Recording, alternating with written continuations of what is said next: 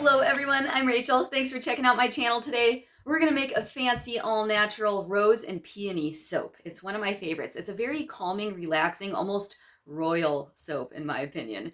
I love the smell of rose and peony so much, but the essential oils, even though they have nice healing factors, can be very expensive. So I'm doing a blend of essential oil and fragrance oil. Now, fragrance oils and florals can both accelerate soap and cause it to get all clumpy or really thick way faster than you want. So to make up for that today, I'm going to soap at a lower temperature, plus it's going to be just a simple mix and pour. I'm not going to do any fancy layers or try to do anything else. So I went ahead and added some colorants in with the oils. I put in some peony petals from my garden, some rosehip powder, alkanet, and some French pink clay. So we'll just literally mix it all up and pour it in the mold, and then we'll top it with some pretty rose petals and rose buds. And a little bit of Himalayan pink salt just for fun. I think it adds extra fanciness to it.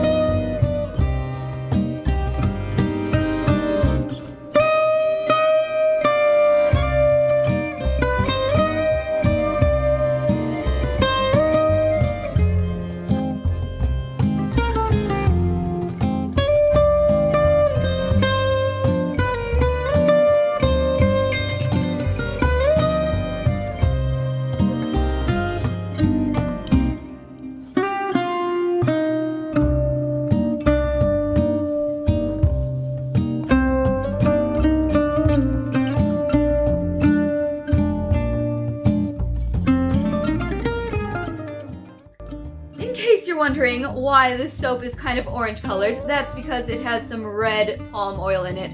I had some to use up, but I'm kind of regretting not saving it for my orange creamsicle batch instead, because that would have lent more to the smell and the look that I was going for with that. So next time I need to make some rose soap, I will be using French pink clay with some rose petals and Himalayan pink salt on top.